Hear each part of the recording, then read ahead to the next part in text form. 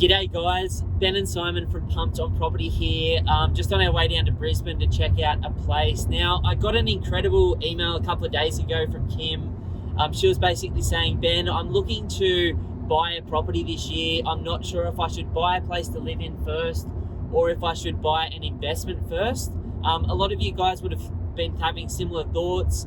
This idea of rent vesting is pretty big in the last 5 years in Australia. We sort of wanted to talk in today's video about some of the positives and the negatives of buying your own home first, and some of the positives and negatives of buying an investment first. So Simon and I have both been through this. We both bought 2 investment properties before we even thought about buying our own home. We both looked to buy our first homes that are affordable rather than spending an absolute fortune and going for that massive dream home straight up. So let's talk about yours and Tay's situation at the moment, Simon, in terms of why you decided to invest before you bought your own home. I'm at that stage of life in my late 20s, got a partner, you start planning for the future, you start thinking about all of these different things that you need to take into consideration.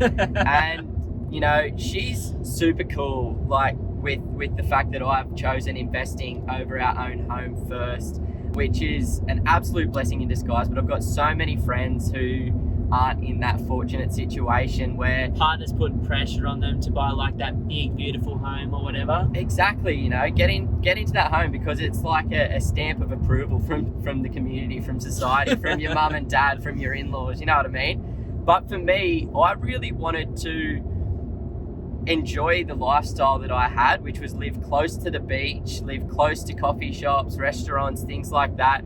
And fact of the matter is, I couldn't afford that house. I couldn't afford to buy into the area that I wanted to live in, but I could easily afford to rent there. I also wanted to make sure that I set myself up for the future first. So because I couldn't afford to buy where I wanted to live, I invested into an area where I could afford that is going to make me a lot more money over the longer term. I love that. Like when I started to invest in Sydney and the Central Coast in 2011, it was my first properties. I didn't even think of buying a home. No. I think I was so brainwashed by Rich Dad Poor Dad that he was just like, buy assets and buy investments first. And so I went down that line. But a couple of years after that, my wife and I fell pregnant sort of unexpectedly. And all of a sudden, buying a home for us to live in, with the idea of going down to one income and maybe not being able to buy one for a while, became super important. But instead of going out there and spending $700K or $1 million on like a socially acceptable home, we bought like a really, really basic, really unrenovated, deceased estate, which was, we used to call the granny house. And it was just a simple brick and tile 3-bedroom home for $310,000. So we bought what we could afford, and yeah, it wasn't like the most beautiful home, and you know, it wasn't like what I suppose like my idea of like my dream home was, but at the time it was absolutely perfect. We spent 18 months to 2 years renovating it up and cleaning it up, and it was absolutely perfect as a starting point. Yeah, kind of setting yourself up with a few stepping stones. And you know, that's what our plan is now that I have got a couple of investment properties. So now I'm completely exposed to the market. So I've got 2 assets working away for me. Right now, not receiving much capital growth, but over time we'll start to get there. And I've got a few interesting options with those properties. Going to knock them down and rebuild some cash flow positive properties. But what I have there is security of about $80,000 to $100,000 worth of passive income as soon as I've converted them into dual income and I've paid them off. So that is just a beautiful thing for me to have, a safety net, a bit of an insurance policy for the future. And now I've set myself up, I've got those assets. Now I can work towards getting my own house, which similar to what you and Lisa have done, starting off in something basic. As I was saying just before we started this video, like getting something that is a first home buyer sort of product around that $450,000 to $550,000 up here in southeast Queensland, something that I can add some value to, where I can do a bit of a renovation and turn it into a house that's going to be a bit more appealing to that sort of second home range, that, you know, maybe 45 to 55 sort of area, so I can then sell that and use it as a stepping stone to get into a place that I really want to live. Because still I can't really afford to buy in the area that I would love to live in yet. You know, I delayed my gratification on the area that I wanted to live in for 8 years. And, you know, like, I had dreams. Like, I'm an ambitious person. I wanted a beautiful home. Like, we were lucky enough to grow up in a beautiful home in Sydney that was renovated with a pool and a spa and stuff on the bush. So we wanted, you know, I've always wanted that sort of nice place, walking distance to the beach. And so, you know, I knew that that was my long-term goal, but I was so happy to become a rent investor and to, you know, buy good quality investment properties and also buy really affordable homes. So I bought a 310k home. I sold it for like 400 and something. I bought then a $420,000 home, sold it for like 550.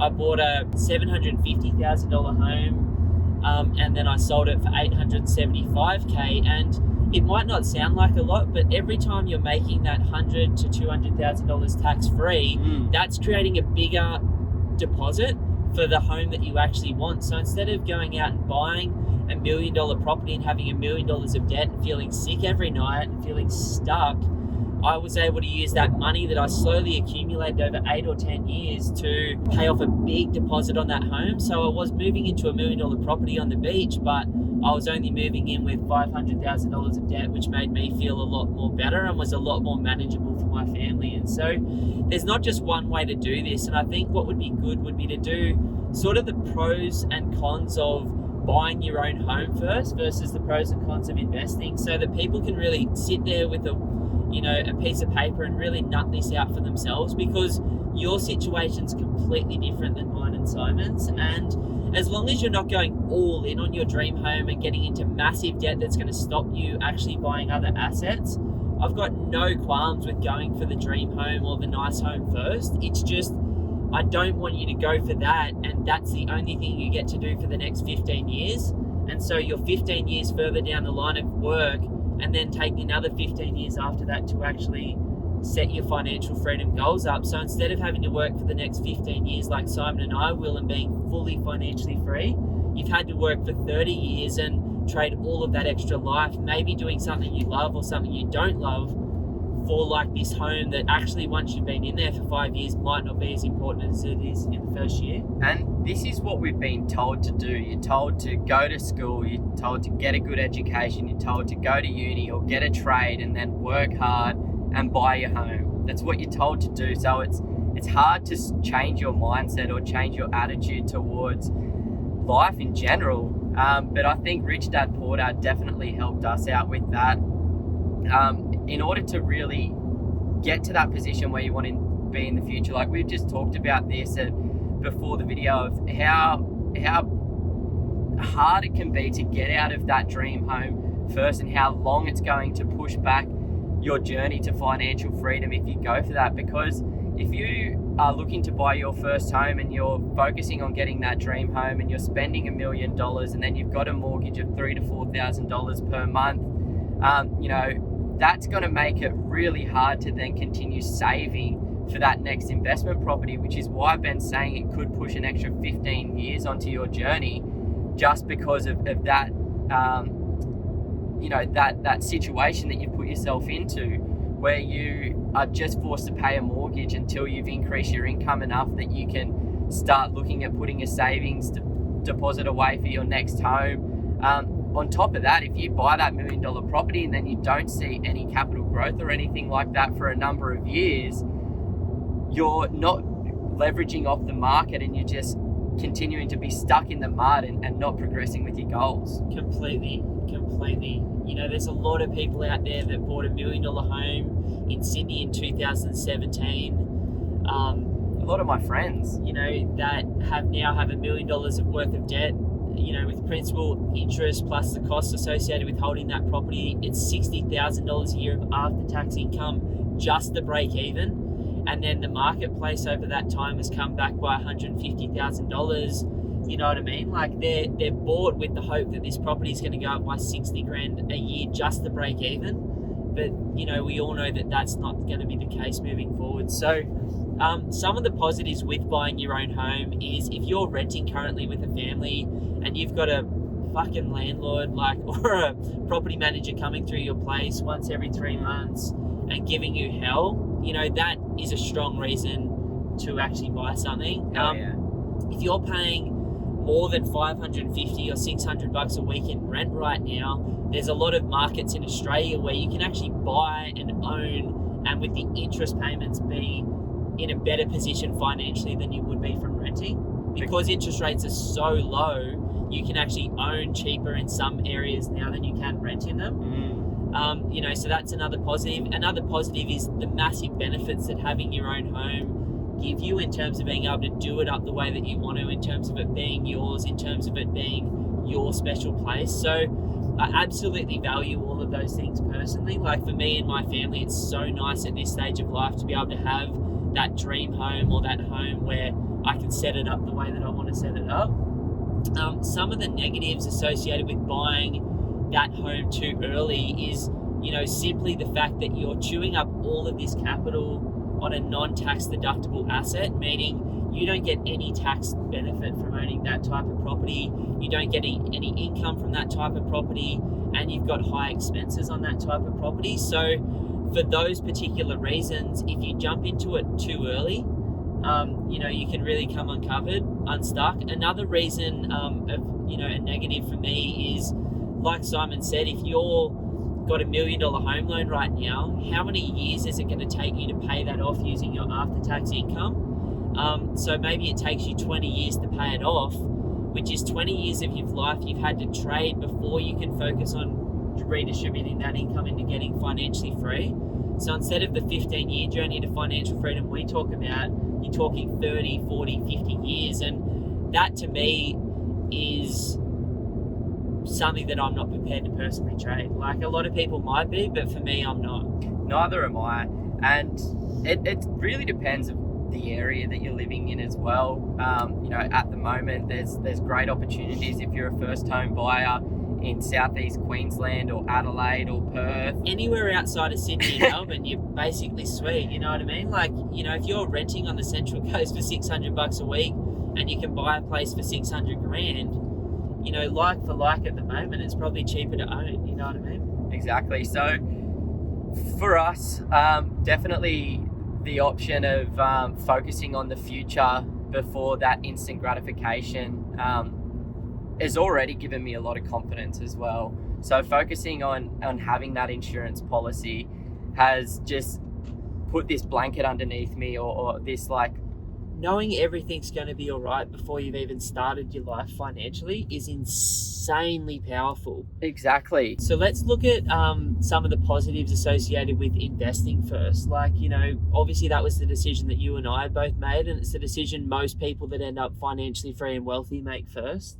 Like, what are some of the pros to you of investing? One, I've got an asset working for me. So similar to what Robert Kiyosaki talks about in Rich Dad Poor Dad is figure out a way to make money work for you instead of you having to work for the money. So I've got 2 properties now that are receiving rental income. So that's another pro for myself, is I'm receiving income which is helping me pay off the mortgage as opposed to me just having to pay it all off myself. Plus I'm already in the market, so I've got something that's going to be exposed to capital growth once I start to see that. So I've got that money working for me. So Simon, let's say you've got 2 properties worth $900,000 right now, roughly. Let's just round it up to $1 million for ease sake, because after you knock them over, they're going to be worth way more than $1 million combined. If Simon was to have this $1 million worth of property at the moment, and that was to grow by 6% per annum, for example, or even, let's be super conservative, let's just say 4.8% per annum for the next 15 years. Simon, because he's got this $1 million of assets that's grown by 4.8% a year for 15 years, will now have a $2 million property portfolio. So he'll be $1 million better off over 15 years than the person who doesn't have $1 million worth of assets. And that is what Simon's talking about. He's like got these 2 little businesses that are just going to create value for him. And then he's got this cash flow. And then once he's knocked them over and rebuilt them, he's going to be saving about $20,000 a year in tax as well, which is another $20,000 that he can put towards lifestyle, paying off debt, or saving to invest in other properties. Exactly. What are some of the other pros associated with investing first? I think having these two properties and having that confidence of what I can do with them, and what I've done is I've invested smartly as well. Like, I haven't just gone out there willy-nilly and bought a property because I had the money to. I created a plan, I created a strategy, and I went out and executed that. So as you said, I've got options with these properties. I'm planning to knock them down and rebuild them. These properties are going to be providing me with about $80,000 to $100,000 worth of rental income once I've knocked them down and rebuilt them in about 10 to 15 years time. So my plan is to pay them off over that period of time as well. Hopefully sooner than that. We'll see what happens. I'm pretty confident that I'll be able to, but that's going to give me an insane amount of choices. It's going to give me an income for the rest of my life. It's going to allow me to do what I want when I want, go on holidays, reduce my hours at work if I'd like to, start different businesses, invest in other assets. So that's one of the major values in my life, and that's something that I wanted to work towards. And after reading so many books and listening to so many people talk about investing, I just knew that I needed to set myself up for the future before I started really worrying about what I wanted today, because I valued those choices in the future more so than the choices that I want today. By Simon doing this at this age, pre-kids, it also gives him a whole series of other choices, like his wife, when he, if he has a wife in the future. Tay's gonna watch this. Like, what? But, like in terms of being able to drop the kids at school, in terms of not working 5 days a week like we both are at the moment, in terms of, Tay not going back to full-time work, to going back to part-time work, because you've got this recurring passive income from these properties. It means that you can step into that next stage of life with the confidence that everything's already looked after. And the major reason Ryan from On Property talks about this all the time is creating an insurance policy. So like Simon said, if he can figure out a way to pay these properties off through like the 7 smart things that him and I do to pay off debt, which we'll talk about in future episodes, Simon will have 80 to 100 grand a year of income without even getting out of bed. And that's it. Like, he's set that up at 27 years of age. So by the time that he's 40 or 45, this is going to come in whether he wakes up or sleeps. That's not including him working, his partner working, the businesses that he owns. It's not including the rent his super fund. Like, this is just a rainy day, $80,000 to $100,000 a year of amazing choices that he's creating for himself. And I think that's the positive that investing first gives you, that everything is going to be okay. You're never going to end up on the pension, that you'll be able to be the best version of yourself, do that more meaningful work. I suppose the negative associated with investing first is there's a massive social stigma around you should own your own home. Like, you should go to uni and you should finish school and you should get married and all that other stuff. Most parents, most friends, most people won't understand why you're investing first, because it's outside of their box. It's outside of the Australian norm. You've got to remember that 99% of Australians never move past property 2. So if you're getting advice from people that aren't already financially free, or that aren't on their way to financial freedom like Simon and I, you're really getting the opinion of the masses, which is go to school, go to uni or TAFE, get a good job, buy a home, get married and have some kids. And if you've ticked those boxes for most people with some like nice cars and holidays, you're doing what's socially acceptable. What Simon and I are trying to do is completely on the fringes. We're trying to, instead of work for 50 years like most people are trying to work for 15, instead of living a life day to day that is based around doing things that you may or may not enjoy, we're trying to create a life today that we absolutely love, with an eye on the future of making better decisions. So for me personally, I'll always be a rent investor. I'd always encourage people to think this way. I'd always encourage you to create a plan before you get started. Like, I went out and bought all these shitty properties because I didn't know any better. Luckily, they were at the right time of the market cycle in Sydney, when things were going up, where Simon has started with this absolutely epic plan that he's created for himself of buying the right places, buying the right land sizes, buying the right streets, the right market, the right time, the right cash flow, the right tax benefits. And so you can start the way that Simon has And therefore, instead of, going, oh, I've just bought a property, I hope it's going to work out, you've got 5 or 6 ways built into your plan that it's going to work out for you and you're going to get to where you want to be. And now that I've done this, there's a crazy amount of confidence that I've got as well, because like everything's going to be okay is a fucking great place to live from. Yeah, when worst case scenario is 80 to 100 grand worth of income, whether you decide to get out of bed or not, it is an insane amount of confidence. And now I've got those 2 properties, I'm so motivated to work towards my plan as well. Rather, if I start the other way, if I start with my own home first and I then work towards the investments, you're constantly going to be chasing. And what I always tell people is, as humans, you always push and strive for more. You know it yourself, I know it myself. I set a goal, I achieve the goal, I push it further. So with this, I've got the plan, I know exactly what I need to do. Now I've got those 2 assets. I'm so motivated to then go, all right, well, let's work out how fast I can knock these down and rebuild them. Then, okay, how quickly can I figure out how to own these assets outright faster? Because as soon as I do, I've achieved the goal. As soon as I do, I've achieved the goal. And then I've also learned a lot through this process as well, which has given me a lot of confidence. I've learned how to buy properties, how to invest in properties properly, how to develop a plan, how to work towards a plan, how to develop a budget.